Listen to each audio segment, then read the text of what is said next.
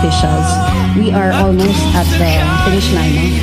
91% na. But NGCP has been working on this for a long time, and I would like to assure this body and everyone else here that the delays in this project was nothing NGCP wanted. I personally, at the peak of the pandemic, had gone multiple times to Aklan. Ongoing legislative inquiry ita sangguniang pananawigan with AKELCO and NGCP. But that did take a lot of time, more time than it ought to have taken. The ERC has acknowledged the causes of delay and has given us till August 2026 to finish this, but we are doing our best to expedite because the energization of the 138 kV will give us an alternative to this 69 kV line. So it will provide more stability for power, not just to Boracay Island, but to Aklan in general. So having said that, we just want to assure everyone here that now that NGCP has taken over the line from AKELCO, with the support of the Sanggunian and the LGU, as well as the different representatives from the stakeholders in Boracay, we are hopeful that we will meet that reconductoring target of early in the first quarter of 2026. Okay, thank you. Before we explore further the statement from NGCP, we will now hear the statement of Attorney Ariel Hepte of our General Manager of AKELCO. Thank you, sir. Good morning, everyone. First, I would like to make the record straight that AKELCO is just a distribution utilities on its franchise area here in the province of Aklan and in the two municipalities of Antique, which is Pandan and Libertad. Now, I would like to correct the statement of Attorney Cynthia made earlier that this 69 subtransmission is owned by AKELCO. The record will bear me out that in the mid-90s, this subtransmission line from Naba substation of then Napocor to Katiklan was constructed by Transco. So, it was Transco who constructed this line because at that time, Boracay Island was already booming. And it needs to be energized. If Aklanon would recall that in mid-90s, when AKELCO was in trouble and was taken over by the National Electrification Administration, the substation in Nabas as well as in Boracay was realized because of the energy demand. So, in short, when NGCP was established in 2008 under Republic Act number 9511, Section 1 of that charter of NGCP clearly states that they should take over all the facilities of Transco that was not yet sold. Now, the Transco, after NGCP was established, attempted to sell this transmission line to AKELCO through lease purchase agreement. But this lease purchase agreement was declined by ERC, most probably because of the express scope and authority of the franchise of NGCP. So that is on record. So it is not owned by AKELCO, but AKELCO maintains the operations of the 69 subtransmission line of Nabas to Katiklan. Why? Because we are the only one using the transmission line. and it is the consumer of Akelco who are affected by any outage or problem. Akelco could not introduce any improvement on that line because we could not recover it from CAPEX. Although we do some operational improvement, but we could not do a massive rehabilitation of that line. So it is now clear that Akelco is not the owner of that transmission line. We disclosed that inconvenient truth for several days now because Akelco is the one being bombarded by several complaints and harassment from our member consumers. So that inconvenient truth must be disclosed to the public so that they will know what is the truth. We are not blaming NGCP. Actually, NGCP and Akelco has a good relationship. We help one another in all rehabilitation or any activity affecting that 69 transmission line. Now, if we recall, last 2 years ago when the entire grid was isolated because of the problem from Cebu, Negros, Panay transmission line. I recall that then Mayor Treñas of Iloilo, during our meeting at NEDA Regional Office, he demanded from NGCP to complete the project, including the project of NGCP from Batangas, Mindoro, Panay transmission grid. That was the mandate. We disclosed that also to the public, as well as the recent ruling of ERC with regards to who should develop and rehabilitate or improve this line. Because actually, it is not within our jurisdiction to transmit except if we need sub-transmission lines. But this is already a reclassified asset as transmission line. So that's the mandate of our ERC, the Energy Regulatory Commission. Now, with regards to the incident last September 13, 2025, there was a meeting held in Manila. This was called by the DOE, and it was presided by Yusek Rowena, and with her was Yusek Mario Marasigan. NGCP top-ranking official was also present, as well as the Transco officials were present and the ERC. Now, it was agreed in that meeting that they need to complete that within 3 to 4 months. Because the original plan of NGCP then to complete the project within 9 months, which I personally objected on that meeting because we already anticipated the amihan season will come in. So there was series of meetings that transpired. After that, we have meetings with our local counterpart here with CAAP, the DPWH, the TransAir, to fast-track the rehabilitation of the damaged XLPE power cable. So, the incident happened again, December 4.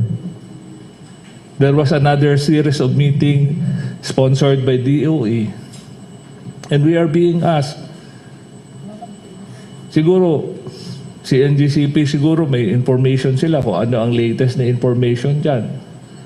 Although we help one another to create a bypass lane or transmission line for Boracay because that is the temporary solution to energize the island after that September incident happened. So, yan lang muna ang sa part ng Akelco, and we will be willing to answer additional questions on clarification as needed. Okay. Thank you po. Okay, thank you, Attorney. Any reaction from NGCP before we also ask the reaction from the stakeholders of Boracay and the LGU Malay? Yeah. Again, I don't want to dwell too much on this because then it's already outside of finding a solution. But I also want to provide context from the side of NGCP. No?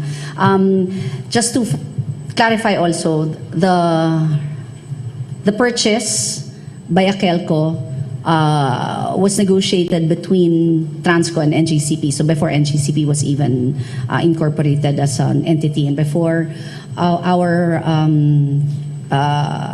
concession started, which was in 2009. And as GM already said, that was declined by the ERC that early. However, I would also like to point it out that from that time, it was already Akelco that was maintaining the line. But having said that, I admit that these are problems that should not bother the people in front of me. But to provide context also, yan ho yung negative offshoot of when we took over from government. There were a lot of boundary issues. Up to this day, there are still some facilities that we thought had been turned over, but were under the care of other members of the industry. And then we find out later, because they thought it was transmission, they weren't maintaining it, and we find out only when it screws up. So again, that is none of your concern, but just to provide context that this was not in any way malice on the part of Akelco or of NGCP. It just is an unfortunate fact. But like GM said, NGCP and Akelco have a very good working relationship. And I think we are in agreement that those are the 3 steps, and all of that right now rests on NGCP. So the bypass, temporary, that we have already implemented but is vulnerable. The reconductoring of the cable, which we will be formalizing a request for assistance, so that may guidepost po lahat. I'll be asking for the attendees po, if okay, of today's session, so that we can give you copies of our letters, so that you can be kept abreast of our requests for assistance, and maybe you can assert your influence as well to help NGCP complete the reconductoring, and more importantly also the 138 kV backbone, the completion of that, which we were given until August 2026 by the ERC to complete. So that's all po. Thank you. Any reaction? Yes, the Honorable Palma. Mr. Chair, thank you so much for the recognition. I would like to inform our friends from NGCP that the area where we have a problem about the transmission line is not actually part of Malay. It is Union Nabas. And part of the 138 kV Nabas Katiklan, I think there are some transmission towers that are not yet being installed. So that's part also of Nabas. If you have documents related to some of your requests for Malay, then we would be very happy to receive those, and we're happy to help in case you need our assistance. But again, I would like to put it in record that the area wherein the transmission line and the underground cable, which is the problem right now of both entities, is actually part of Nabas, Mr. Chair. And if I will continue, Mr. Chair, with your permission. I notice we have here our friends from Department of Energy. I don't know who will represent to answer my query.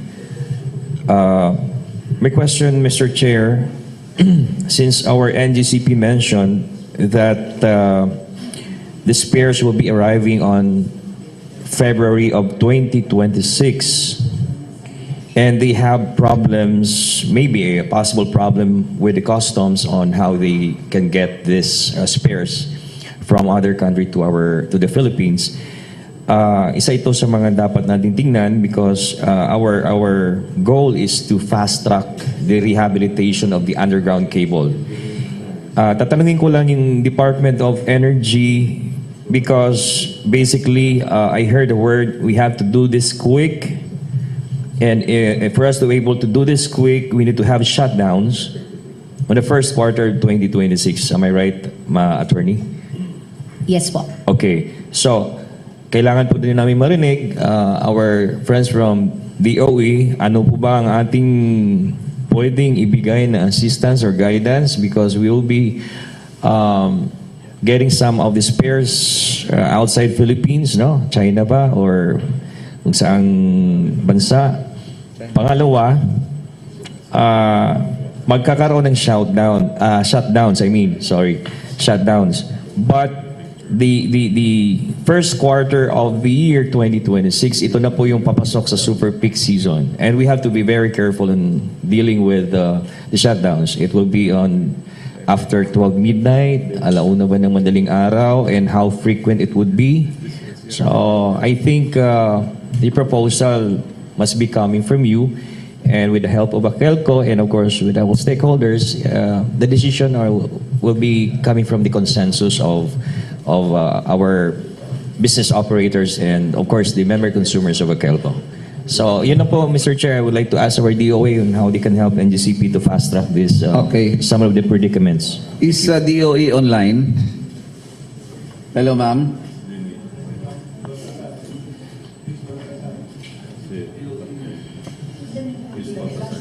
Yes.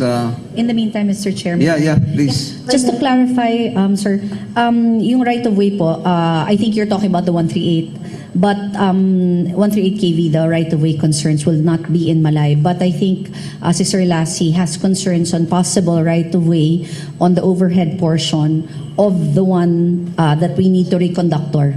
And that will still be within Malay. At any rate, sir, we will be writing you with the details. And as for the shutdowns, Sir Lassie, maybe you can expound the required shutdowns. Hello, good morning, Mr. Chair. Yeah. Yes, Yes, sir, please. Lazaro de la Cruz from NGCP District 4. I'm in charge with the operation and maintenance, particularly this line that was turned over to us recently by ERC, the Unidos Katiklan. Maintaining the line would not only require the shutdown on the lines must be done on a daytime. Hindi pwede yung gabi.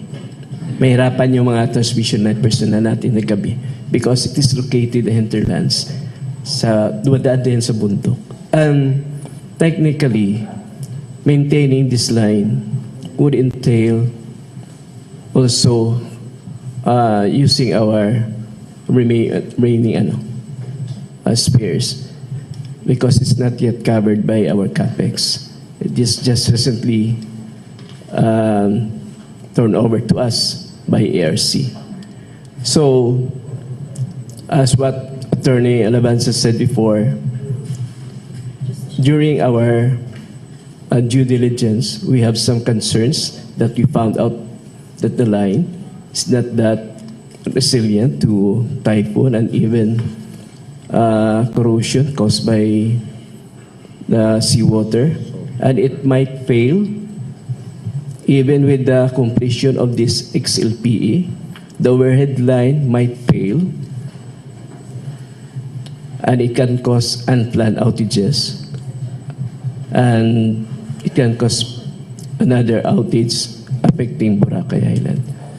So technically, one of the major requests coming from attorney is the right of way. We cannot do maintenance without these right of way clearances. We might be accused of having trespassing private property. Mr. Chair, short interruption. Yes. Could you, sir, engineer, could you please specify Which area?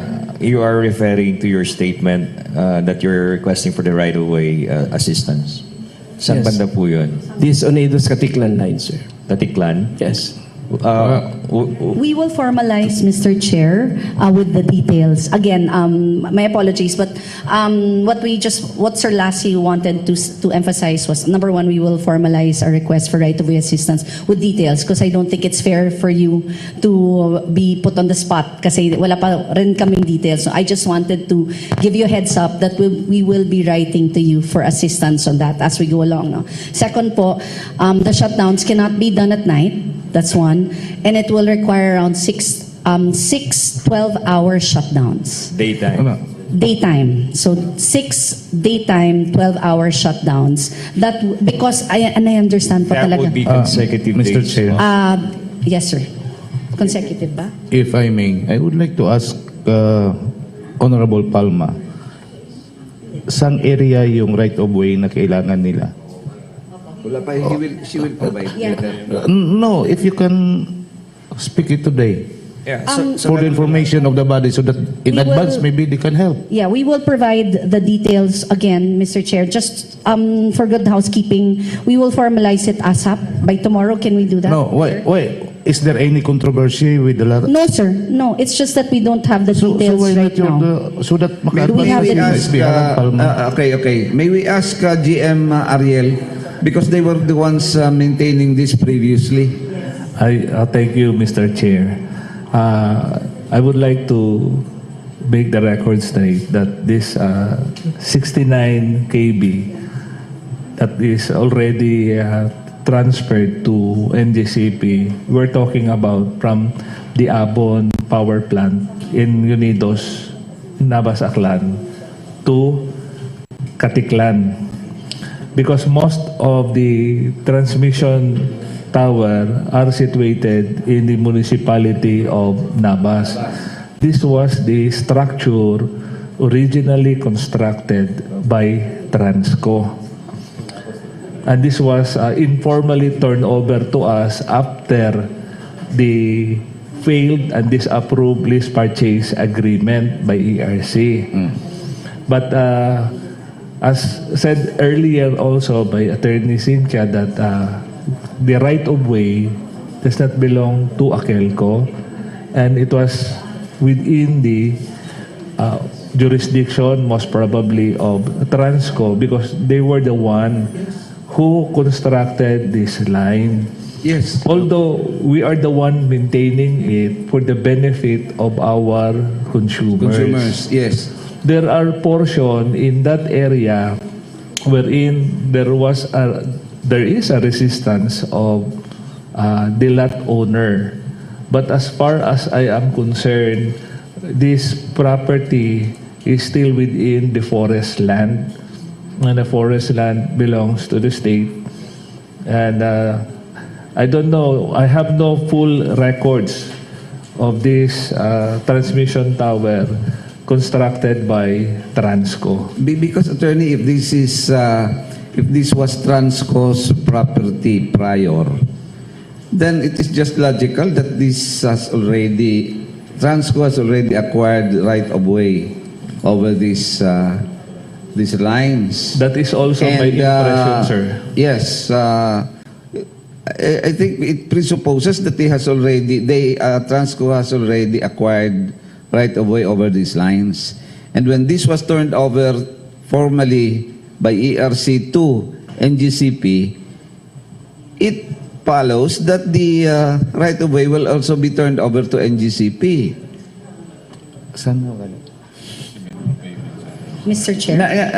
Let's be clear on this, because we could not solve this problem if we could not establish the right of way relative to this. Is very important. Yes, Mr. Chair. This is a conditio sine qua non Yes, for Mr. this. Chair. Number one, I agree, sir. No, unfortunately, that presumption does not hold by NGCP's experience.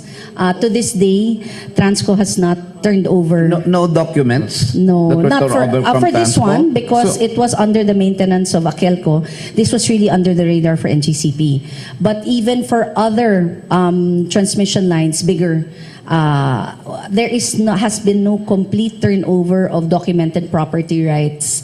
And it's From already, Transco? From Transco, it's already 2025, so 16 years? Yes, sir. It's really a problem. That's why nga po, which is the reason why I brought it up. Because, kumbaga, hindi ito yung unang pagkakataon na nakakaproblema kami ng lack of documented property rights, which is why I said, if AKELCO does not have the documents, then I would be calling on assistance from the LGU and other stakeholders who may have sway over these landowners na pakiusapan. So, who assumed sa ng Transco? Okay, on paper po, on paper kami. Pero in the process of our operation of the transmission facilities, we have encountered numerous times, too many to count, where we are operating and maintaining lines that were turned over to us but have no documented property rights. And in those cases, the process is that we turn that over to Transco for settlement. In fact, sir, it is recognized because Actually, Mr. Chair, that is very technical, no? With regards to us, Yes. we're very hardly to understand agree. like that. Just to give context I po as just to have why my we needed question, that Mr. support. Chair. Yeah, With okay, regards okay. to the problem, who owned the 69 kV transmission line? Is just AKELCO or NGCP? Again, may I be recognized, Mr. Chair? Yes, thank you. Again, it is not owned by AKELCO. It is owned As far by... as we are concerned, it is owned by Transco because they were the one who built it. And They attempted to sell to AKELCO through lease purchase agreement, but this lease purchase agreement was disapproved by the regulatory commission, the Energy Regulatory Commission. Okay, so we understand that, attorney, we that are not the owner, but we are just the beneficial user of that 69th subtransmission line because as I have said, it is our consumer who are affected if we will not do anything about this transmission line. So what is the role of NGCP in our 69 kV transmission line? Well, it is very clear. Para maklaro, kasi we are live on TV, no? In Paradise Cable. Para maklaruhan yung It is clear. manugbinta ng balot at saka ng mani. Kasi if you are talking so much technical here, they cannot understand. So Now- ngayon, yung tanong lang, sino yung may-ari ng transmission line or sino yung nagmi-maintain ng 69 kV transmission line? Well, the charter or the franchise charter of the NGCP, which is Republic Act 9511, would speak for itself because they are the one in charge for the maintenance, operations, and development of high voltage backbone transmission line. So the 69 kV transmission line considered as high voltage. Yes, sir, because that is So, 6,000. are you saying that it is the responsibility of NGCP? It is already transferred to them Okay. pursuant to the ruling of ERC. Nang dahil sa Transco, tinon over sa NGCP. Is that right, ma'am? Mr. Chair, actually not entirely. That's why I want to say, again, NGCP is not shirking responsibility over this line today. It is clear from the ERC resolution in October 2025 that the operations and maintenance of the transmission, that 69 kV line, has been turned over to NGCP. Having said that, the word turned over means it was not with us before. So whether or not it was owned by Transco or owned by Transco turned over to NGCP, this was one of those things that fell through the cracks. And that is something, again, as has NGCP has explained, has happened before, Mr. Chair, if I may be given a little bit of latitude in this, happens. It's not unusual in this case. Again, it is not disputed that up to October 2025, that line was operated and maintained by AKELCO as admitted by GM himself, AKELCO being the beneficial owner of that, maybe not owner in paper. And again, I will reiterate that as of October 2025, when the ERC ordered the immediate assumption of NGCP of the O&M, that is now NGCP's responsibility as of October 2025, as it remains today, and as it will remain until that is expanded, reconducted, and further improved in the future. I hope that Mr. Chair clarifies po. Okay, thank you, ma'am. Sir, attorney, maybe meron Okay, kang thank you, sir. No, we are not the beneficial owner, but I have said we are just the beneficial user of that transmission not line. owner. Not owner. So to be clear, not owner, only user. Now, let's go back, sir, to the because we could not acquire full ownership or claim ownership over the thing which is not formally conveyed to us. Although there was an LPA, lease purchase agreement, but that was denied. The purpose of the lease purchase agreement, if I may recall, it was made by Transco because they have no personnel in Aklan at that time to maintain and rehab that line. So being the beneficial user of that line, we already take the full responsibility because it is our consumers who are affected. Now, let's go back with the ERC case number 2017-093RC. Now, there was a ruling in November 18 or 19, 2024. The NGCP filed an improvement on that line from Nabas to Boracay. I think that is a 138. They were mandated to complete that on or before May 31, 2025 of this year. Yes. But on the recent reconsideration, they were given by ERC until August 2026 to Yes. complete the project. Yes. So, we should not also focus on the sub-transmission line formerly owned by Transco and managed or maintained by Akelco. We need also to determine what is now the status of the CAPEX project of NGCP from Nabas to Boracay, this 138 TV. line. Okay. Because that is also a solution that we are looking at, not only the present 69 transmission line. Yes. Okay. We understand that. That is for the long-term solution. Yes, The 138. What we will be focusing now is in the 69 kV. What we are now after is how do we make the interim, as the Venerable Blas Ople would say, in the interregnum. In the interregnum, what shall we do now? That's what I am asking NGCP and likewise Akelco. Because the stakeholders are asking. And what is staring to the stakeholders is yung kanilang mga commitments with the tour operators and our tourists. So ano nga yung gagawin natin? For the meantime, alam na natin ganito eh. Although there is really, on record, there is really a decision by the ERC that NGCP henceforth should maintain the 69 kV. But there's no more quarrel about that. What we would like to do now is, what is the solution? Anong gagawin natin? Yeah. Okay? Mr. Chair, the NGCB is amenable that they are the one who are maintaining the 69 kV. Yes. Okay. So The 69 kV transmission line was damaged during typhoon. okay. It is the same area or line yung Correction, na-damage, sir. sir, It was ng not damaged during typhoon Tino or Uwan or Wilma or Upong. Walang damage. It was not damaged. Okay. So it is the same area na nagkakaroon tayo ngayon ng frequent brownouts. that is where The line disturbance occur, Mr. Chair, every time there is a high tide and strong gust of winds brought about by amihan because of the three cables, the phase A, B, and C, there is a flashover of waves that creates arcing of lines that causes the interruption. But this is the same line damaged during typhoon. It's not.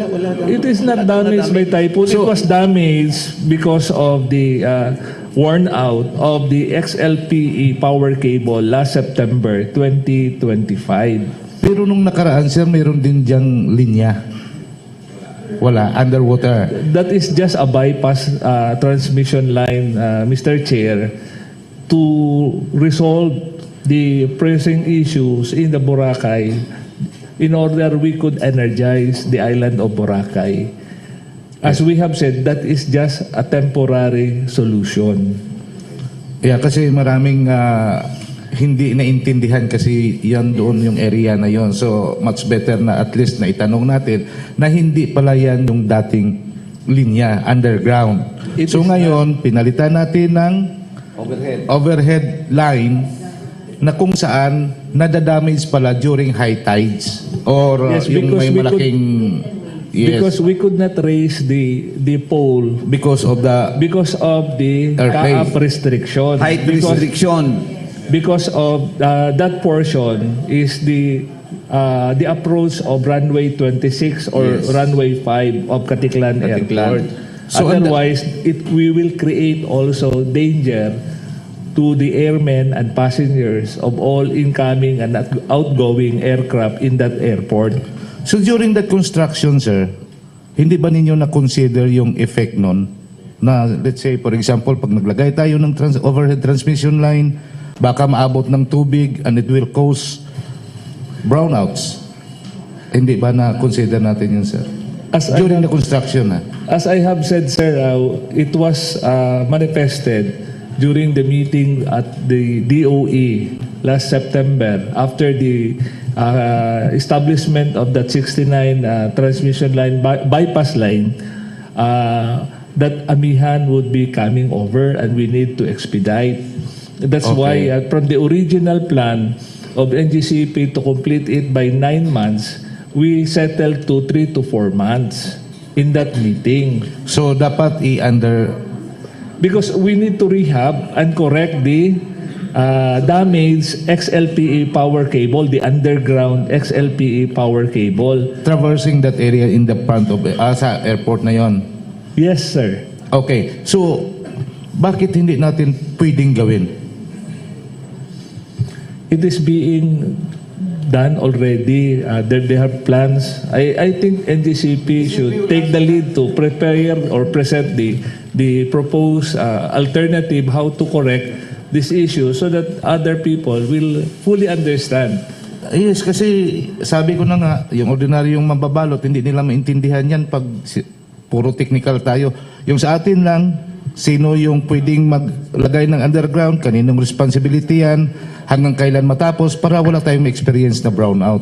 Ganun lang naman ka, very simple Yes, ma'am. Yes, ma'am. Thank you, Mr. Chair. Cynthia Alabanza from NGCP. Again, ulitin ko lang po, no, kasi it's very simple. Ownership for me concerns no one other than NGCP, AKELCO, Transco, and the ERC. That should not even be, for me, if we're solution finding, that can be discussed elsewhere. For me, I agree absolutely that what we have to look at is what happened and how we can move forward. So this line is an underground cable. Kaya po siya underground cable for many reasons, including its proximity to the shore and the vulnerability of an overhead cable to typhoons, wind, salt water, and all of that. Kaya po yung original design niyan is underground. And like I explained earlier, this is part of a longer line, and a portion of that longer line belongs to NGCP and has always been maintained by NGCP. And the other one belonged to Transco, beneficial user ang AKELCO, maintained by AKELCO. Yeah. And that was the one po. I'm sorry to cut you off, ma'am, no? But still, kanina pa natin na in-explain na gano'n, siguro narinig naman nila. Kasi po yung solution po. Yung question na lang siguro, who will be the responsible for the solution I'm getting to that po. of that problem? Sino ba yung mag-solve ng problema na yan? AKELCO ba o Again, Mr. NGCP? Chair, if we are asking this because hindi rin namin alam eh. Kasi ang AKELCO may explanation. NGCP may explanation, nalilito yung taong bayan. If I Yung may be ngayon na allowed lang to yung finish tanong, po. sino yung magsusolder ng gastos? Yun yung tanong dyan eh. At saka kailan matatapos? Sabi nyo, next year. We are having our ASEAN Summit again. May I be So, allowed to finish, kailangan Mr. ma-stable Chair? natin yung power. We are here not to pointing fingers, but to solve the problem. Tulungan May I be allowed natin to finish, Mr. kung Chair? As far as we are concerned, we are considering Boracay as our crown jewel ng Pilipinas. May At I be saka allowed may to ASEAN finish, Mr. Summit Chair? tayo. Yun na naman yung concern. Kawawa kasi yung taong bayan natin sa Boracay. Yung sa atin lang naman, malaman natin dito kung meron ba tayong long-term solution at sino yung magbibigay ng long-term solution. Si Sir Boyet nag-raise. Hello, Mr. Chair. Ang tanong ko lang naman para very simple para sa ating mga kababayan is sino ba ang nakikinabang or tumatanggap ng transmission fee sa 69 kVA? Si Akelco ba or si NGCP? Basically, whoever receive revenue from that should be the one responsible. What you call, ano bang tawag natin? May I be allowed- Transmission fees. Transmission fees. Kinukulik ba natin yan sa ating, Yeah. ano? Mr. Chair, may I be Sa allowed to Akelco clarify billing? and finish? And then pumupunta yan sa yung transmission fees. Saan pumupunta yon? Sa Akelco ba? The transmission charge the Akelco collects every month are being remitted to the NGCP. Ha? So it means that sa kanila yung ano, dapat to maintain sila dapat? Parang ganon? Binabayaran ng Akelco sila. May I be... Natin, yeah, kasi tayo nagbabayad eh. Okay, can you answer that, ma'am? May I please be allowed a wide latitude to answer because this is not answerable by 2 sentences and I need to provide context. Number 1 po, yung sinasabi nating solusyon. The bypass line, which remains vulnerable, is the first level solution. I explained that earlier. The longer term solution, let's not mix it up po, no? Kasi yung bypass line was already the band-aid solution, which was already implemented by Ma'am, NGCP. sorry to cut you off, And then- but ang question lang ni Sir Buyet, totoo ba na tumatanggap kayo ng Chair, transmission fee? I hope that NGCP being called to explain here will be allowed Yes, the ma'am, you are opportunity given a to time to explain. Because, May question lang si Akelco na dapat ninyong but sagutin. I was not allowed po to earlier explain the first question. Again, please, if I may be allowed to finish really. Actually, ma'am, you've And been then the given a time. 69 kV po, yung underground reconductoring po, ongoing ang procurement. That's why we were talking about customs. And then let's not mix it up with the long-term solution, which is a separate line, the 138 kV, which is a backbone line. Second, as regards to transmission fees, yes, NGCP collects that. But that is made up of CAPEX and OPEX. It is not part of our CAPEX, kasi po lumang linya na yan. It is not part of our OPEX, kasi hindi po kami ang nagme-maintain. So, whatever the maintenance for this portion, this line, yung The nasira po, 69 kV. yung underground po na nasira, yun po hindi po charge ng NGCP. Ang charge po ng NGCP, yung nasa poder niya. Ngayon pong nasa poder na ng NGCP, kami po ang gastos, kasama po sa budget namin yan.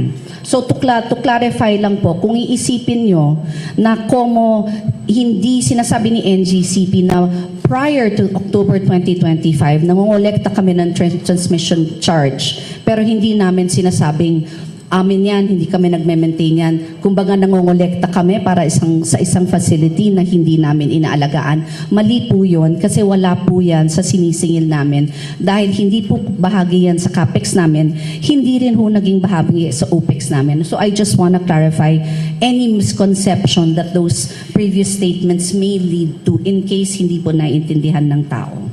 Okay, so ibig sabihin, yung sinabi ni na transmission fee, dumadating sa inyo pero hindi yan para lang doon sa project na yon.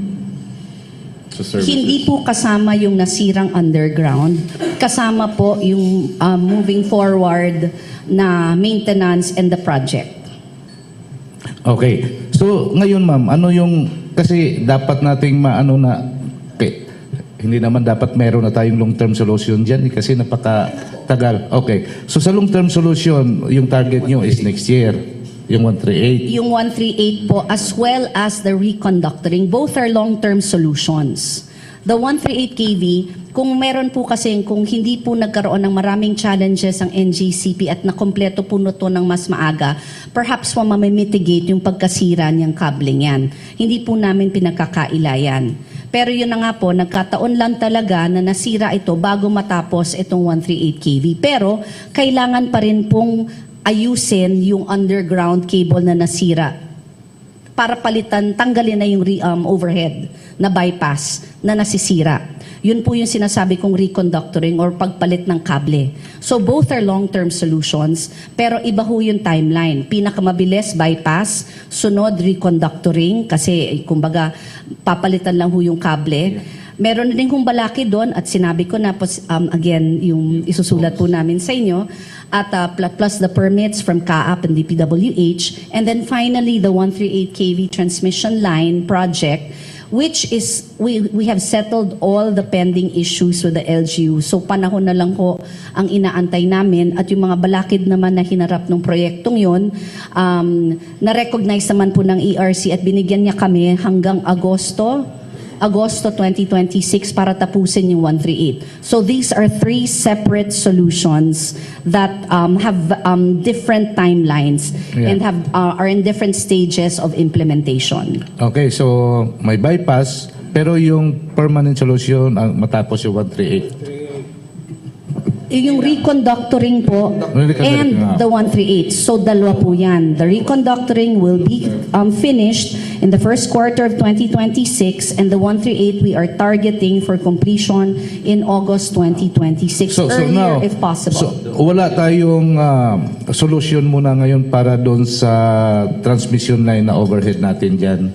So ganun pa rin, pag natamaan ng dagat, magbabrun out na naman. So hindi, para ma-explain natin sa taong bayan, Mr. ma'am. Chair. Ano ba yung mga preventive measures na ginagamit natin? The other alternative po talaga is wala pong alternative. It's either the bypass or the reconductoring, which will take longer. So are you saying So that panakibutas lang po talaga ang bypass. hindi natin ma-solve muna yung problema na yan ngayon? Ma'am, may I be recognized? Akelco. Now, I will just help clarify these issues. First, yung bypass na transmission line is just a temporary solution. Now, the chair is asking, what is now the permanent solution? So, the permanent and long-term solution is for the NGCP complete the 138 transmission line going to Boracay from Nabas to Katiklan. Now, the chair is asking, what is now the solution because of this bypass transmission?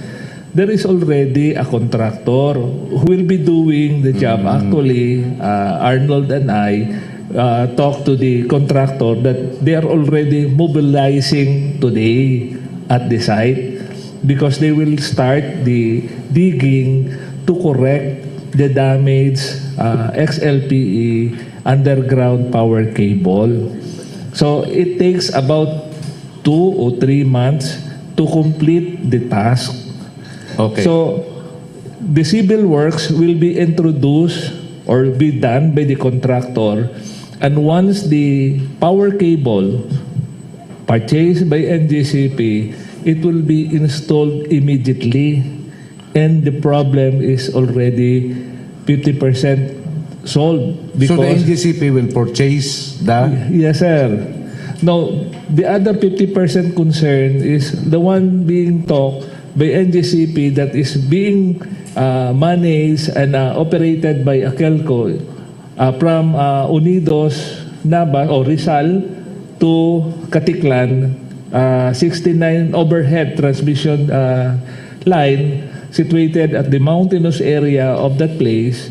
There are some corrosion as said by Engineer Lassie earlier, and that was also brought about or found by them during the due diligence conducted by Transco and NGCP and Akelco, because they will be assuming the full responsibility. So I hope that is already clear. So ibig sabihin, sir, mayroon na tayong contractor to implement that repair. And then for the meantime, yung bypass pa rin yung natin. Yes, sir. So Because and the Akelco- construction, it will take 3 months. 3 Yes, months. sir. Actually, sir, Akelco, brought about by the previous meeting that we had with the NGCP in Iloilo, we acquired the silicone insulation sleeve to protect the cables from any intrusions of the flashover of sea waves. So that's one temporary solution to address and minimize the possible outage in the island of Boracay. Okay. So I hope na medyo na klaruhan na, no? This time. Klaro na. Okay, si Sir Dindo muna pagbigyan natin. Mr. Chair, thank you for the recognition. And instead of being clarified now of all these explanations, we were more puzzled. Well, basically, the question again was on the transmission charges, right? And Madam NGCP here has explained that it neither goes to OPEX or CAPEX, but we are paying transmission charges. So where does this go prior to even the turnover? Yes. If we may be clarified, thank you. May be recognized, Mr. Chair? Yes, Yeah. sir. So NGCP runs the entire grid. So what we charge is not just for Boracay or this Aklan, no? So we charge per grid. So there's the Luzon grid, the Visayas grid, and the Mindanao grid. What we charge is a postage stamp charge for all the users of Visayas.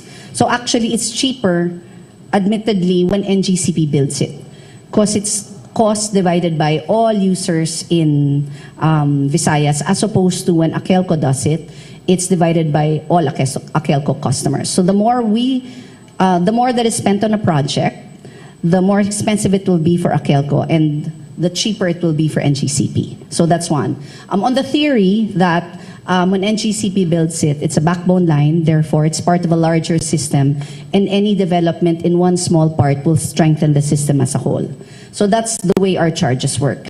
That's why I said that the damaged underground cable, formerly under the beneficial use, I'm using the terms of GM, beneficial use and maintenance of Akelco, prior to that time, that wasn't part of NGCP's budget kasi hindi nga kami ang nagme-maintain.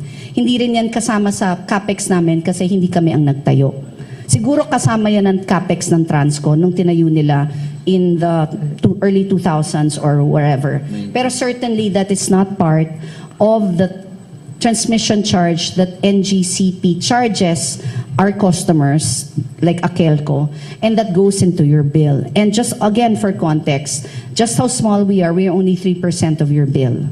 So that is the reason why I say hindi kasama yung sa underground. So ang tanong mo, sir, saan napupunta yung china-charge namin na 3 piso kada 100 pesos na binabayaran mo sa bill mo for all the other projects that are designed to strengthen the grid. So we're in Aklan, so yung Cebu Negros Panay transmission line project, which strengthens the bridges between the 3 islands so that we can transport energy from Negros and Cebu to the island of Panay and back and forth. Our Mindanao Visayas interconnection project so that we can transport power from Mindanao to the Visayas via Cebu. Yun po yung binabayaran ng transmission charge at the cost of 3 pesos for every 100 so that you can have power from other islands, and that will be reliable. So it's not very local, mas malaki ho talaga ang NGCP. So it's not that como hindi ho natin hindi ho binentay ni NGCP yan, napupunta po sa wala yung 3 pisong yun. Napupunta po siya sa mas malaking mga proyekto. So, sir, okay na yun ha? Basta yung transmission, ano ba yun, fees, hindi napupunta para sa Aklan, kundi sa buo. The whole grid. The whole grid. That's why, sir, I So, said, para klaro. si Akelco collector lang. Clear Yes. tayo. Collector lang kami. Okay. Tino-turn over sa Okay. kanila. Yun pala yung kabuuan. So, klaro, para sa Aklano na hindi lamang po para sa atin. Yung 3 pesos per 100, ma'am, na kinukulik ng Akelco and then binibigay sa NGCP. So buo. Oo, saka klaro na. SB. I think that there are other inclusion of the transmission charges because sometimes it includes line rental, ancillary services, the market reserve. But I will not discuss more about it, no, because it will be more complicated. Let's focus on the main issue right now. Mr. Chair, isa na lang Yes, kasi yes. may nag-chat. Sabi nila, yung mga na-damage during brownouts, may compensation ba from NGCP or Akelco? Ano lang, kasi hindi namin alam yung batas eh. Kung may batas ba tayo na pag nasiraan sila ay may compensation from during unscheduled brownouts, ha? Oh, unscheduled brownouts. Yeah, kung may For this one, sir, may because compensation yung it was mga broken na-damage. before NGCP took over, I don't even think that would be on NGCP's part. But having said that as well, I know of no law that will require that. But Okay. again, no, clarify, this was Yes. broken in September before we were asked to immediately take over. Thank you, ma'am. Sa Akelco, sir. I think the distribution utilities cannot be faulted also for any damage because we have no control as to how it was damaged.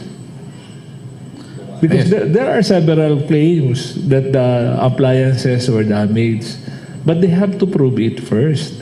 Who will be responsible? Because Okay. we could not just simply accept liability, which we don't know why we should be liable. Okay. Mr. Okay, Chair, yes, ma'am. Yes, just ma'am. for the assurance of everybody that NGCP is not scot-free when it gives poor service. NGCP is in a performance-based regulation, meaning we are assessed by the ERC based on certain criteria, including frequency of tripping, a list of 13 very technical criteria, kumbaga grading system. And if we fail, then we are penalized. So that's how NGCP compensates the public. But again, if we do good service, we are may incentive ho kami, and that's the beauty of performance-based regulation. And that's on public record na I'm very proud to say that NGCP services continue to improve, at least on the backbone level, where hindi nyo kasi kami nararamdaman masyado kasi backbone kami. Yes, yes. But the records will bear out that NGCP has continued to improve. Pero meron hong penalty yan kung sakaling bumagsak kami sa grades na ang tinalagaan ng ERC. Thank you, ma'am. Lighter side lang of the record. Kasi maraming nagtatanong during that brownouts, sunod-sunod, 1 week, pista sa Katiklan. Masira yung salad. Hindi, joke lang. Okay, so, Honorable Chair. SB Palma is recommended. Thank you, Honorable Chair. I would like to get back on the main agenda, okay? Gusto ko lang po kasi, Mr. makita po yung buong picture bago po tayo umuwi. At pag uwi namin ng Malay, meron po kaming sasabihin sa constituents po namin. Yes. Balikan ko lang po ng maikli, siguro either of Akelco and NGCP. Balikan natin po yung underground cable. Aayusin po yun, ma'am, di po ba? Okay. At habang inaayos, gumagamit tayo ng bypass. Sa ngayon po ba, simultaneous po ba nating pinapalitan na po yung nasirang underground cable or mag-aantay pa tayo mula sa pag-purchase natin ng ipapalit? Para klaro lang po nating mabanggit doon, no? Kasi hindi ko pa nakita yung picture eh. Underground. Yung spares dapat, no? Ideally, may spares na available for that. Unfortunately, there are none that were turned over to us. So, again, we have spares for our own facilities that I mentioned earlier, yung kahati nito, yung katwin niya, nagamit namin yung spares nun earlier. So, we have no choice but to procure, because sa amin na yung responsibilidad, kami na ngayon ang procure ng May we spares. know how long the cable will be replaced? Ilang metro ba According yan? to Akelco, 3 months. Alam pa ni ma'am. Ilan? 200 meters. 200 meters. Saan po ba natin bibilhin yun? It was has gone through competitive selection process for procurement. And how did you come up that the arrival will be on February? That was, I think, a commitment by our procurement department. No? And on February, saka pa lang kayo maglalagay. Yes. So ibig sabihin, on February hindi matatapos ang isang buwan. So when will be the target of completion of the underground cable so that right after we install the underground cable, the bypass will be condemned? Para makita po natin yung timeline po. Okay. So, we are already starting on the civil works portion. Para pag dumating yung kable, uumpisahan na yung paglatag ng kable. And according to our technical, the actual laying of the cable, the underground cable, will take, ito po the one I was mentioning, 15 to 20 days, requiring 6 12-hour shutdowns. That is when we will be laying the cable. So in total, that's where Honorable Chair will connect my next question. yes, sa pag-connect nila, ma-shutdown ng 6 to 12. I'll let the engineers clarify. I On the just don't want to be reconducting. misquoted po. Okay, Mr. Chair, before the resource person from NGCP will answer, since we will be doing the reconducting or reconductor, syempre magpapalit tayo, and you mentioned that we will be anticipating 6 to 8 hours of power interruption per day, and how many days it would take? Kung, you know what I mean, how many days? 6 to 12 lang. 6 days lang. Okay, is that an accurate, kasi baka mamaya mag-brown out ng... Hindi, yung sa previous brownout, ilang araw yun? 4 consecutive days. 6 days din? Ganun lang. Para at least permanent na. Because Mr. Chair, I would like to do a manifestation. No? I'm happy to hear and that earlier I was educated of the charges, the fees, the responsibilities. NGCP and AKELCO can do it on their info ads separately. Para ma-inform nyo yung mga mamamayan natin. Yes, but right now, we're dealing with the problem, Mr. Chair. Yes. And I want also that NGCP will provide us a factual information that in case they will restore power through underground cable, kung sasabihin yung 6 na araw yan, dapat 6 na araw. Wag po natin pasahin ng tao na baka right after 6 days, bakit umabot ng 10 days? Sabi nila 6. So we have to be very accurate with the information that we are giving here because we are live. Thank you, Mr. Chair. Yeah, okay. Thank you, Honorable Palma. So, Mr. Chair, may I be recognized in response to that? you're recognized, ma'am. Ideally po yun, no? Because I really don't want to give absolute assurances. Assuming everything, no unforeseen circumstances, that would be the time that we require. Assuming po no weather disturbances, no rallies or people blocking our way. So assuming no unforeseen circumstances, that's what we would need to complete ideally by the first quarter of 2026, yung reconductoring po. Okay, so thank you. Sir, Attorney Hipti, no? What is the current power demand natin makaroon sa Boracay? Boracay peak load nasa 30 to 35 megawatts. 30 to 35 gigawatts. So sa natin, sufficient naman yung We have supply. sufficient supply of energy. Actually, we are on the process of competitive selection process for our base load that is 15 megawatt so that we will have a stable supply of base load in our area. Okay, thank you. Magkano ngayon yung power rate natin sa Aklan? The current generation rate bundled that includes the generation, transmission, Lahat na. the taxes Lahat nung makita sa bill. 13.30 per kilowatt. 13.30. Kung But hindi the siya average generation is 6.80 to 7 pesos. 18? 6 to 7 6 to pesos 7 the pesos. generation based on our contracted energy from our generators Per kilowatt. and USM. Okay, so thank you. Some more concern? Mr. Chair. Yes, Honorable Vic. Thank you, Mr. Chair, for the recognition. While ongoing waiting for the materials coming from your supplier for the bypass line, may I know if there's any mitigation from AKELCO as well as NGCP, nothing to do with the bypass line, but the replacement of corroded conductors, because this usually happens, the brownout, not exactly related to the bypass line, but other, yun sa mga transmission lines and all the posts of AKELCO. Is there any rehab na ginagawa si AKELCO, Mr. Chair, to address the, the frequent brownouts not related with the bypass line? Thank you. Okay, so who will answer for that?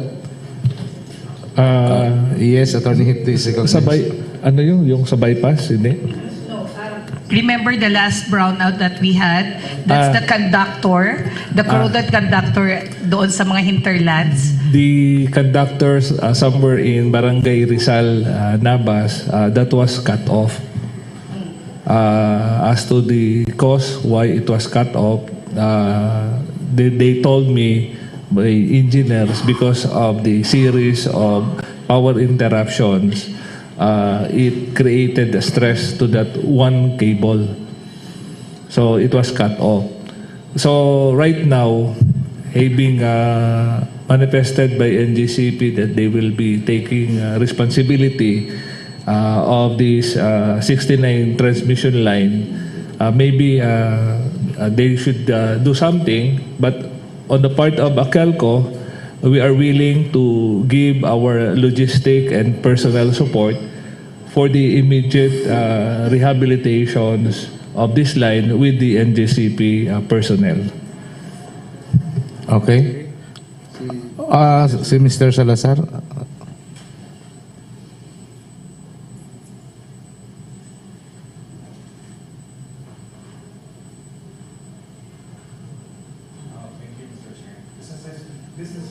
Do not require the technical intricacies of the project. What we urgently need is a swift and reliable solution to the problem. In this regard, we respectfully request the province, through the Honorable Chair, to obtain and share clear Gantt chart outlining the project timeline, the responsible agency or group, and the target dates for completion. Transparency and accountability in timelines are essential for confidence and stakeholders' trust. Thank you. Thank you. So that is why we're here, and as I have said during the start of this hearing, that we are here to find solutions, no? And not only solutions, but likewise kung ano ba talaga, kailan matatapos. Kaya that's why I said there should be a long-term solution, a short-term solution, and a stopgap solution to the problem. Diba? So yun ang nire-request natin from NGCP and AKELCO, so that they would work hand in hand para malaman natin kung saan na tayo. Ano ba ang maitutulong ng province sa problema na ito, sa issue na to, sa concern na to. And that is why we are here to do this. And based on the information that we were already gathered, there is already a civil work, yung sinasabi na magsisimula dun sa underground, no? Sa underground. Sa overhead portion, yung nakalatag, wala na yata tayo magagawa dun eh. Except to pray na huwag masyadong malakas yung alon at saka huwag masyadong malakas yung amihan, no? Doon sa overhead. But then again, I think what the solution that we have to give attention to is the underground cable. Kasi yun ang talagang mag-i-stabilize ng supply. Oo. At saka may timeline din kasi yung NGCP in so far as the 138 is concerned as per their manifestation earlier. And that would be sometime next year in August, I think, as what they have said. So yun ang mga ano ngayon. Now, ang concern ng ating stakeholders sa Boracay is steady supply during, especially now, during the Christmas season. Para, kasi ang dami nilang commitments, ang dami nilang forthcoming na mga turista. So, ano ba, could we be assured? Could they be assured that their Christmas would be merry and bright? Mr. Chair, Yes. as I have said earlier, and I would like to reiterate, this is my personal point of view, that the permanent and long-term solution of the recurring power interruption in the island of Boracay is for the immediate completion of the 138 transmission line to the island. I think NGCP should not wait for August 2026. Yes. If they could complete that by February 2026, would be more better, or March, because the present problem, the underground XLPE power cable, that would be an N-1 solution in the event that 138 has an issue, and it could also transmit energy to the island in order there will be no prolonged power interruption. Yes. So I think it's a question of time, because I don't know on the part of NGCP as to their target time for the full completion of this project. And that is the ultimate solution that I'm looking at, so that this issue will finally rest its case. I think we already agreed on that. Oh, ano na tayo diyan? Okay na tayo diyan. Okay. Yung atin na lang is paano natin ito, what we're facing is this, etong Christmas na to. Etong problema to ngayon. Mr. Chair? Yes. Just to thank you for recognizing that we're done with that issue. Second, again, no, right now, as we earlier explained, that the Band-Aid solution, the stopgap measure has already been implemented. But even then, our O&M is trying to find out ways to strengthen that, to make it less vulnerable to the wind. No? So we're doing that just to strengthen the already in place, while we are waiting for the other two solutions. So, Sir Lassie, please. Thank you, Mr. Chair. Yes, please. Okay. For the information of everybody, this bypass structure that we installed in lieu of the damaged 6LP during the Amihan and the strong winds and brought about by Wilma, our group really stand there for almost 3 days watching the scenario and also the behavior of the wind and the waves. So we conducted some simulation, and we decided to construct a rerouted structure, 4 structures away, not near the roadside, but away, in order to avoid the backflash of the wind from reaching our conductor. So the structures are now installed with the guy, and also already with conductor being paid out. So I will be coordinating closely with AKELCO, maybe within this week, even during regular days, to conduct the tapping of this bypass structure for maybe 2 hours early in the morning to avoid possible wave backlash that will be affecting the line. Hopefully, this will give a solution, because per our observation, hindi na maabot ng backflash ng wave itong kinonstruct namin na structure. Okay? 4 na posting ginawa namin, sir. Oh. So makita niyo ito in yung pass along, medyo malapit na ito. It's really on the water side na. Malayo na. And this will temporarily relieve the bypass line from water backflush during strong winds and especially during high tides. Okay. We have dedicated 2 line gangs to technically patrol this line as a priority, and as what Ma'am said, we'll be doing a rehabilitation of this Unidos Katiklan that was turned over recently to us by RC. Thank you. Thank you. So, I think medyo meron na tayong pinanghahawakan, no? Na promise from NGCP. It's not only a promise, I think, because they have already initiated or rather constructed or erected these poles na sinasabi ni Engineer Lassie. So I think for the meantime, that could be our stopgap or band-aid solution to this problem, no? And again, yung ating long term is of course the 138 definitely, and the underground cable, no? So yes, from NGCP. Good morning, Mr. Chairman and attendees for this meeting. Arnold Claudio po from NGCP Construction Project Regional Manager of NGCP. No? And for disclosure, I was fortunate to be involved in this project last October 2025 po. Previously, ibang projects po yung hinahandle ko.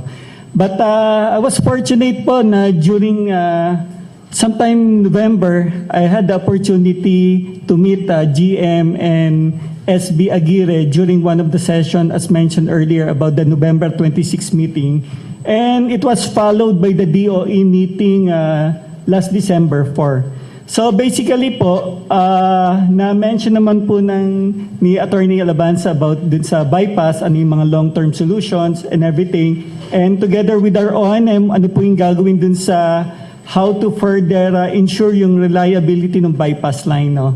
So kami po sa construction naman, ang task po namin is how to implement the underground replacement cable, replacing the existing damaged XLPE cable ng Akelco before.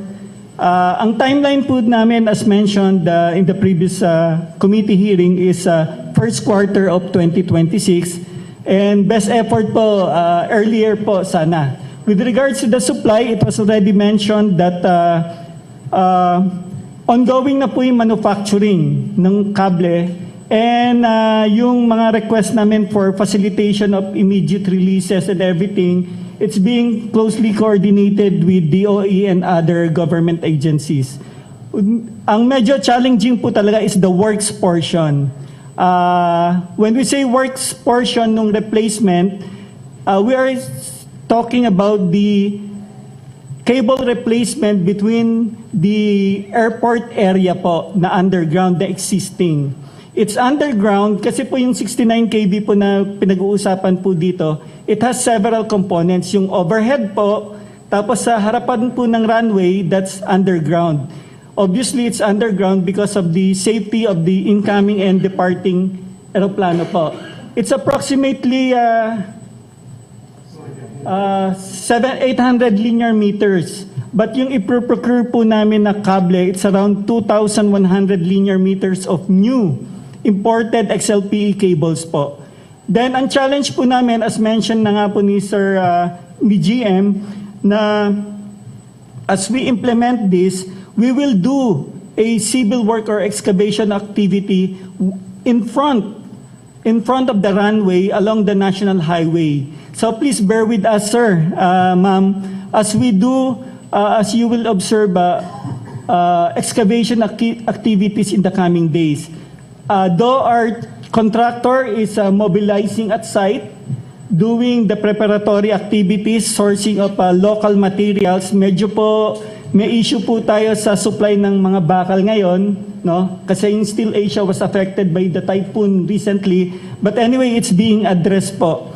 Then next issue po namin with regards to DPWH naman po, initially during the December 4 meeting and during the committee hearing, nagbigay naman po sila ng assurance na that they will allow NGCP to proceed with the excavation activity, then yung mga documentation to follow, given the letter of undertaking which NGCP already presented to them. Ang next permitting or consenting requirement po namin is with the TADC or Transair po. Definitely, we have to coordinate closely with Transair or CAAP for these excavation activities in front of the runway. Yun po yung pinaka-challenge namin. Previously, we are only allowed to work at night time. Kasi from starting 6 a.m. may dumarating ng eroplano, ang last departure or arrival is around 8 o'clock. So initially, ang binigay po sa aming working hours is between 10 up to 5 a.m. the following day. So ganun po. Pero we are working with the CAAP TADC on how to work on this new cable trench po na huhukayin namin. It's a concrete cable trench at later this afternoon, we will further discuss po with TADC, CAAP, yung work plan po namin how to implement this. Siguro third challenge po namin, as mentioned earlier, na yung right of way, kasi po yung out of this 800 meters po na yon, meron pong existing na around 600 meters along the DPWH road na kung papansinin niyo po sa right side going to left side going to Malay, meron po mga tinda-tindahan po mismo na nakatayo dun sa underground existing trench ng Akelco, Akelco Transco. So we have to clear that for us to proceed with the clearing of this particular span. Baka may challenge po kami dun sa mga structure or right-of-way owners. Both DPWH and it seems also Akelco has no documentation relative to these structures. But anyway, together with the support of the LGU, DPWH, and Akelco, we will work on something paano po namin maklear to. Siguro ang fourth na nakikita ko lang pong issue talaga dito is the challenge about the holidays. No, alam niyo naman po yung kultura ng mga Pilipino, ng mga workers po natin. Kahit tayo po 24/7, kahit paano po, they will still celebrate Christmas po. But anyway, we are urging our local contractors to devote some time considering the urgency of this project. Then panglima siguro na issue yung weather condition po talaga sa Katiklan, no? Especially during hapon, maulan po. And it is also unsafe for the workers they will be working within the national highway po eh. Yun lang po yung mga anticipated challenges po namin. Though na-mention nga po in the previous talks ni GM with the DOE, may pinag-uusapan na 9 months, but here comes, we are doing our best po ng NGCP to try to make a best commitment po na first quarter of 2026. Yun lang po, sir, ma'am. So please expect po na yung formal documentation and approval process of our permits would really come in on a later part. But nag-uusap na po kami with the interagencies po, together with the support of the LGUs. That's all. Thank you po, sir. Okay, ma'am. so dapat pala in-invite natin yung Nabas LGU para masagot yung mga katanungan, no? Boundary, wala no? Hindi. Okay, Mr. at Chair, may pahabol yata si Sir Dindo. Okay, Sir Dindo, you recognize. Mr. Chair, I'd like to emphasize on the importance of the Gantt chart or the schedule of activities so that we could be able to schedule also our own either maintenance or supply of crude oil, and even the supplier of the crude oils can be scheduled as well, because this is really a problem in the island when it comes to supplying the generator sets of fuel consumption. Definitely. Thank you for that, Sir Dindo. No? Dapat meron tayong, shall we say, advance information so As that the businessmen will prepare also and other establishments. As I Yes, said earlier, definitely special case tong. Again, before kasi usually it's weekend, pero with this special case, we will be consulting heavily with the LGU as well as the stakeholders on your desired scheduling for that.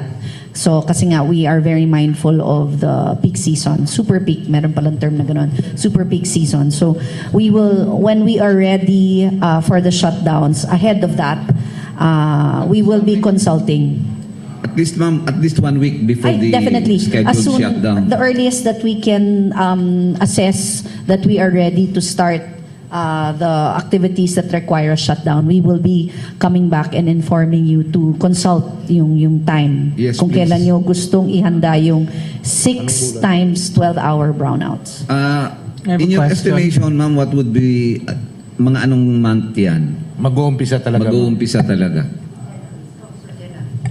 So for the maintenance of Unidos Katiklan line will be coordinated with our planner, but it will be definitely maybe in middle of January. This year. Yeah. Middle of And January.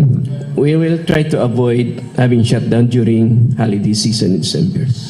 So after January and February. So also maybe part of March. We'll be coordinating with our planner and also will be preparing our materials for that massive activities that we'll be doing. Yes, Sir Dindo. Narinig mo yun, no? Sabi nila January, after the holidays. So they will be coordinating closely with you and likewise with us, no? So that everybody will have a heads up kung ano talaga, kung kailan. Si ma'am from Yes, ma'am. CCI. Yeah, Gila CCI. Weinbrenner, Yeah, CCIB. CCI. I just have a question on the 138 line. If I understand correctly, it was supposed to be completed initially in May, right? Earlier. It's already lampas na tayo. What's causing the delay for that completion? Where do I start? Again, like I said earlier, close to my heart because 2019 was my first visit to the governor.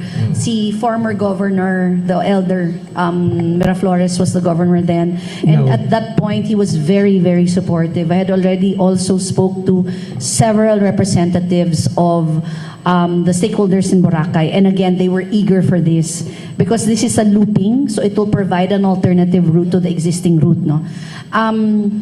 Where do I start? We encountered permitting issues. Permitting issues, ma'am. I remember we were holding several Zoom meetings with the mayor at the time. I also went personally to Katiklan to meet also with the mayor to discuss the issues. I recall that this is it an EPNS? This is an energy project of national significance, and under the law, there should have been, all the permits should have been issued within 30 days. Unfortunately, it took us 3 years to get all the necessary permits, including reclassifications from LZBA. We have a long laundry list. I'm not sure if you saw the long, big stack of papers I had here earlier. Those actually document all the sources of delay for 138. I recall there was one, no, okay na, I'm not gonna read this today. I will be coming back to Boracay and explaining this personally in the next few weeks because I do understand that somebody needs to give this kind of explanation. So that I will be personally doing. I remember that one in particular that surprised me. We had been applying for a permit, SLUP, and then out of the blue, we were told that we need a kono from the adjacent landowners. So that wasn't in the documents that we were initially given to fulfill, and many other small and large challenges that admittedly talaga. Actually, this Nabas Katiklan Boracay 138 kV line is one of my anecdotes when I talk about the challenges that NGCP faces in implementing projects. Kasi talagang masyadong tumagal yung proseso just to come to the point na we're constructing. Construction kasi, even of submarine cables, is a very stable technology. Even the bigger, larger, longer lines will take us 4 years only. Ang matagal talaga is right-of-way and permitting for maybe 40% of our project timeline. So in a 7-year timeline, 40% of that will be right-of-way, including expropriation, permitting, etc., etc. NGCP has long nakatatlong DILG secretary na po ako na asking for help, and all of them have been very helpful, at least to streamline the permitting process so we don't have to go through this over and over again, you know, for all the LGUs. But it is an unfortunate part of our responsibility that we continue naman to try to find ways to address, but it is a recurring problem, admittedly, and it is one that we struggle to handle. But under the leadership, of course, of the current administration, we're hoping that matulungan kami. Even EO30, the one giving a 30-day deadline for all permits, that was in support of us from the previous administration. So we are hoping for that same continued support from the local governments as well as the national government to pursue our projects. Okay. So, ma'am, may para So question. this is the project that you're saying will be finished in August? Yes. Okay. So, this 138 kV will finish in August. Yeah, Honorable Hilito is raising his hand. Yeah, you recognize. Mr. Chair. Ma'am, tanong ko lang po. Kailan kayo pupunta ng Boracay para mapaliwanag niyo yung ano? Aayusin pa po namin yan, no? Kasi wala pa po actually wala sa schedule ko. Pero again, given the gravity of the situation, I will expedite po. Okay po. Hingi lang sana kami ng pabor. Pag nagpatawag kayo ng meeting, wag naman po puro stakeholders. Kasi karamihan na meeting kasi doon nangyari, stakeholders lang, wala yung mga lokal. So kami naman sa LGU, kami naman po ang binabalikan ng mga lokal. Kami tinatanong. So dapat magpatawag kayo, lahat na sana parang assembly meeting na po. Members, consumers. Oo, kasi parehas lang naman nagbabayad yung stakeholder at saka local natin eh.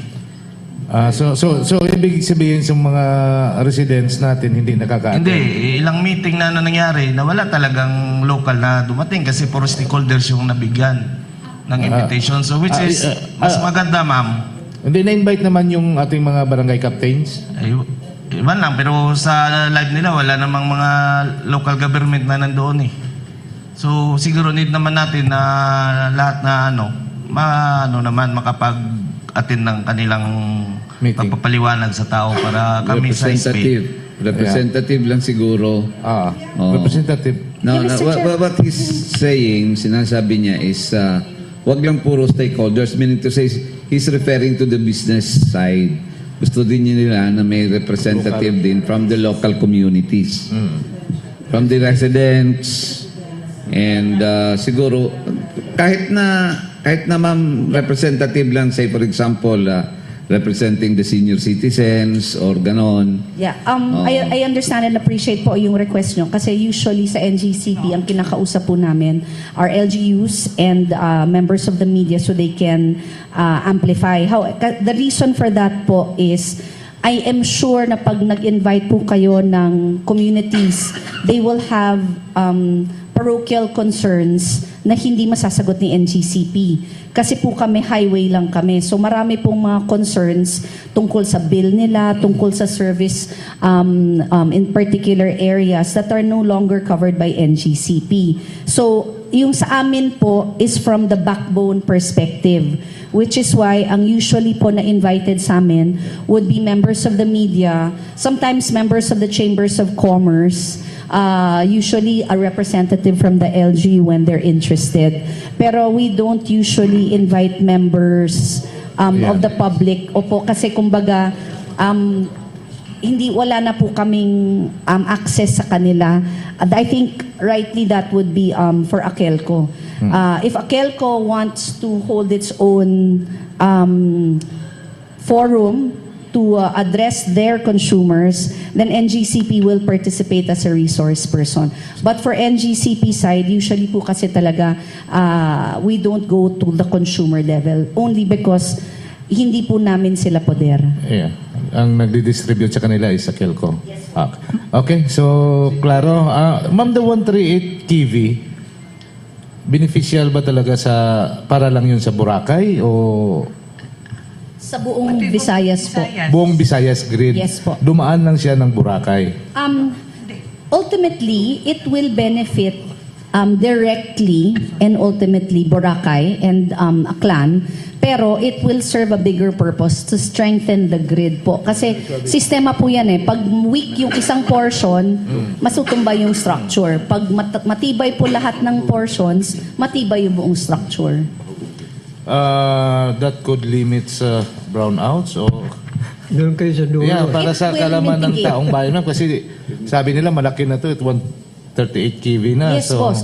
Yes, sir. Kasi po, again, no, I always begin with, for electricity to get to consumers like you and me, tatlo ho kami nag-aabutan. Yung generator, transmission, and then distribution. So, pag ayos ho ang transmission, basta merong supply na maitatawid at dadaan, at makakaabot po sa Akelco, Distribution. makakaabot po sa kanila, no? Kasi kung wala yung generator, kahit ayos kami ni Akelco, wala kang makakarating doon. Yeah. At nangyari na ho yan sa Panay Island in Yes. 2023, 2022. Yung biglang 2023. brown out lahat. Yes po, opo. Kung ang transmission naman po, maski ayos si Akelco, may generation, kung kami ho yung may problema, hindi rin ho makakarating. Pag kami ho ayos at ang Akelco naman ho may problema, hindi rin ho makakarating. So on our part, the 138 will ensure that as long as there is power, we will be able to transmit and deliver that to To the Akelco. distribution. Yes po. Yun lang ang magagawa ni 138. Okay. And it will also provide what they call a looping or an alternative route in addition to the existing facility. So looping po siya. So, okay na. So, mayroon pang pahabol si Sir. May Okay. pahabol pa si Yes, Sir. to address lang po yung earlier question, ano po yung naging namin concerns. Anyway, nadi-discuss po yung about sa 138, no? Just for the information of the group, the 138 kV project, it's a regular project po ng NGCP. Yung pinag-uusapan po natin na underground na papalitan na XLPE, that's unprogrammed at emergency po in nature po ang approach natin dyan. So going back to the 138, may tatlong components po yan. The overhead transmission line, which is here in the main island, which as mentioned earlier, nasa 90% completion. Then the next component po is the submarine cable from Nabas to Boracay. And it's completed at ginagamit na po natin. Instead na 138 po ang kuryente na dumadaan dyan, previously, 69 po yung ginagamit. Ngayon, ginamit po natin yung bagong kable na yan for 69 kV purposes. So, at least na dalawa na po yung kable na ginagamit. Then third component po is the substation component na dun po sa manok-manok. Okay. Yun po yung concern ni ma'am. Bakit hindi pa po natatapos? Anyway, through the support po ng LGU Malay, we requested to allow NGCP and our contractor na yung mobility ng ready concrete mixer, kasi po in Katiklan, in Boracay, parang allowed lang po kami lumabas yung mga concrete mixer between 10 o'clock to 6 a.m. due to but it's good that the LGU through the mayor allowed us na to get exemption on that, especially kapag yung monolithic o big volume of concretings po. Please expect po that we will again request Malay LGU to allow us in the next voluminous concreting activity. Then second po, ang nagiging challenge po talaga ng mga contractors natin, yung coming in of construction materials coming from the main island going to Boracay. And as part of our compliance nga po, we do the normal process po of submission of the documents, registration of this new third provider and so and everything. So that is really also hampering yung transport delivery ng mga materials na to, including yung mga heavy equipment nila. Third is what I have observed, no, kasi I just came in lang nga po dito sa project na to, yung deployment of local workers.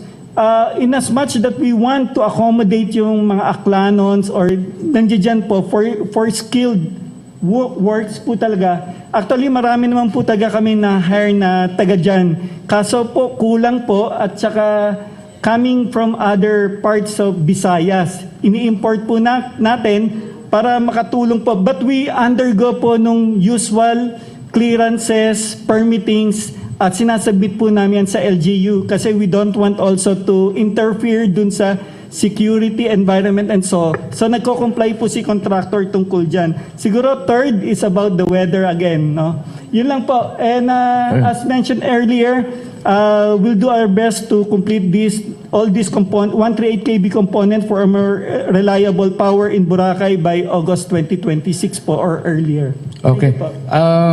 Maganda naman yung statement ni Sir, but I think lahat ng mga sinabi mo, Sir, kakulangan ng contractor yun. Before they enter the island of Boracay to contract something, alam na nila yung patakaran. Unless otherwise, table contract sila or table discussion lang. Kasi we have so many policies in the island of Boracay just to defend our island of Boracay. Like your mixer, napakabigat po yan, hindi po kaya ng kalsada natin. That's what you have said, na may oras kayo. Buti binigyan kayo ng oras kasi hindi po pwede talaga eh. Yung malambot yung ano natin dyan. Kasi sa Boracay kasi may policies. Like sa workers, we have 60-40. We have an ordinance on that. And kung wala kang makuha sa Aklan, pwede ka naman kumuha sa ibang probinsya. But you have to follow yung mga necessary requirements to come in. So actually siguro LGU talaga yung makakatulong din talaga sa inyo, sir. So anyway, so we heard meron pa, baka meron pang pahabol? Baka tulay kailangan nila. Para ikabit na lang doon yung submarine cable. Marine cable. Okay. So I think we already have covered the concerns, no? That's the reason why we are here. And rest assured to our Boracay stakeholders, may pinaghahawakan na tayong salita from NGCP, and they are now doing their best, no? Best efforts lang po tayo. As again, we need not overemphasize the fact that this is a peak season for Boracay, and sana po hindi na ma-disrupt yung kanilang with the stopped-up measures that we have already adopted and in place. I think pwede na natin sigurong okay na tayo doon, no? Okay? So, any other statements from Boracay? Sir Dindo, do you have Gila? Final statement, final words. Thank you, Chairman and NGCP for clarifying many points, and thank you for also stating our targeted deadlines. We hope to reach that. I also understand from Sir here that there's a lot of delay with compliance for getting things done. So hopefully our LGU can also help fast track these things. I just ask, let's just have some urgency in getting things done. I see that you're constructing another set of poles at the on the beach at the end of the airport runway. I hope that works. It's high tide again, over 1.6 meters, December 21, 22, 23, 24, 25. So we'll see. And again, after January 1. Hopefully, wala na. Because it takes 5 hours every time, no, for the power to come back when it gets hit by the wave. Yes. But the last time, it was already 3 hours when Akelco put the silicone, sleeve. That's it. Thank you. I think we're okay. Yeah, we're good. Okay. Thank you. Thank you. From LGU Malay. On the part of LGU, so sa na-raise po ni Sir, we are willing to assist you anytime. So coordinate with the Office of the Mayor, and then we'll help for the process of your special permits or anything that you need. Kasi yun nga, we need to fast track yung projects and programs, especially that we have our peak seasons and ASEAN. Good. Thank you. The SB. Thank you, Honorable Chairs. On our part, siguro, for me, I came from the profession of communication, and it's really important for us to communicate on time with complete details so that our end users will be informed timely. Kasi nag-umpisa po yung maingay na social media kapag hindi po sila nakakaalam kung ano po yung mga nangyari. So we are requesting the two entities to give us timely updates, information for general masses po ito, not just for limited sectors, Mr. Chair. Yun lang naman po, communication is the key. Thank you. Thank you. Attorney Ariel of Akelco. Well, thank you for this opportunity so that the issues will be ironed out. And I hope everything will be completed next year. And Akelco is always willing to give full cooperation, and we are willing to provide logistics and personnel to achieve the target line of our partner NGCP. Thank you. Okay. NGCP, ma'am. Again, thank you for the opportunity. All the comments from the stakeholders are well noted, and we will keep everyone posted on the developments, and we are also well aware of the statements we've made, and we will do our best to keep to the timelines that we've expressed today.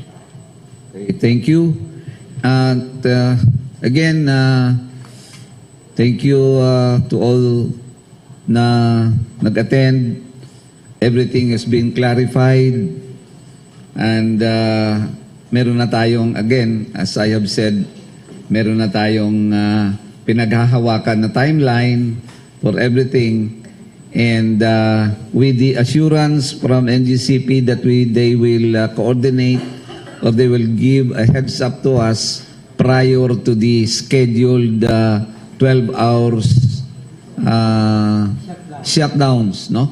In the implementation of the submarine, rather underground cable. Okay? What's the? Reconductoring, yeah. Of the overhead. Yeah, sa 69 lang tayo. Oo. Doon lang. That was damaged. Yun lang ang importante. Yung shutdown ba tuloy-tuloy yan? Tuloy-tuloy? No, 12 hours. 12 hours. Oh. Pero every other week?